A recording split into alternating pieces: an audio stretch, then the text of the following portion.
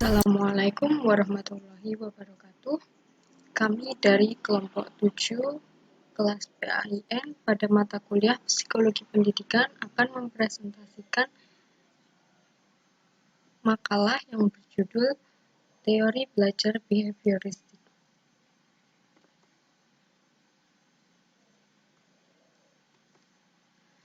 Yang pertama, pandangan teori belajar behavioristik ini.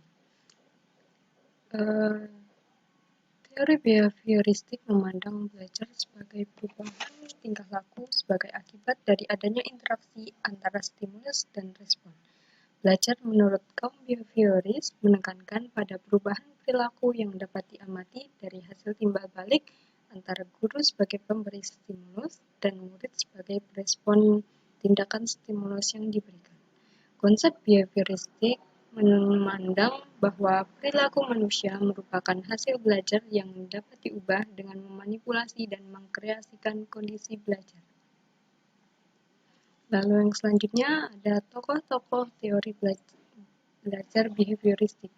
Ini sebenarnya ada banyak, antara lain adalah Ivan Petrovich Pavlov dengan teorinya classical conditioning, lalu ada Edward Lee Thorndike dengan teorinya koneksionisme ataupun psikologi atau dikenal dengan trial and error. Lalu selanjutnya John Bordus Watson dengan teorinya Sarbon atau stimulus and response theory. Lalu ada Bruce Frederick Skinner dengan teorinya operant conditioning. Lalu ada lagi Clark Hull, Edwin R. Guthrie dengan teori contiguous conditioning, ada Albert Bandura, social learning theory, dan masih ada banyak lagi. Lalu yang selanjutnya adalah implikasi teori belajar behavioristik dalam pembelajaran.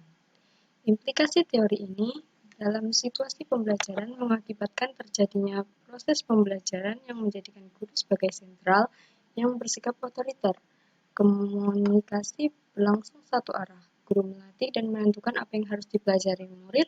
Pada praktiknya dalam pembelajaran, pendidik menjadi pihak yang lebih aktif dibanding peserta didik.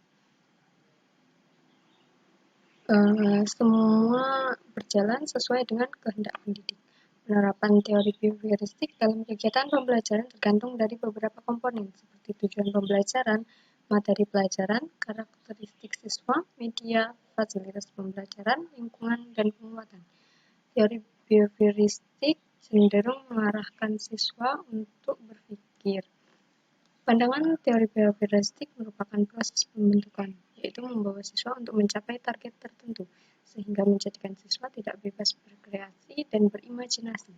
Pembelajaran yang dirancang pada teori behavioristik memandang pengetahuan adalah objektif, sehingga belajar merupakan perolehan pengetahuan, sedangkan merupakan memindahkan pengetahuan kepada siswa. Oleh sebab itu, siswa diharapkan memiliki pemahaman yang sama terhadap pengetahuan yang diajarkan. Artinya, apa yang diajarkan oleh guru itulah yang harus dipahami oleh siswa. Hal yang paling penting dalam teori belajar behavioristik adalah masukan dan kemarahan yang berupa respon.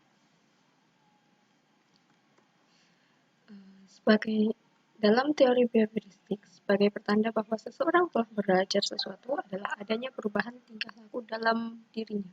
Perubahan tingkah laku tersebut dapat berupa perubahan yang bersifat pengetahuan atau kognitif dan keterampilan atau psikomotorik, maupun yang menyangkut nilai dan sikap atau afektif. Mungkin sekian dari kami. Ada kurang lebihnya akan mohon maaf sebesar-besarnya. Terima kasih. Wassalamualaikum warahmatullahi wabarakatuh.